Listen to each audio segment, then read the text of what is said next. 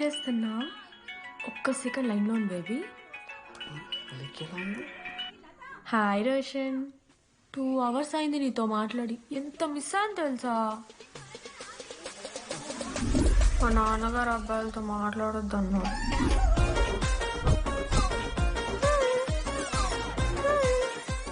మోసం చేసి ఉన్నాను.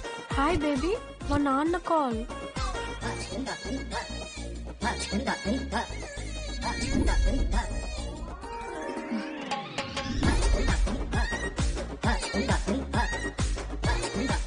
వీళ్ళ ఇంటి పేరు సంస్కృతి, వీధి పేరు సాంప్రదాయం అన్నది కదా.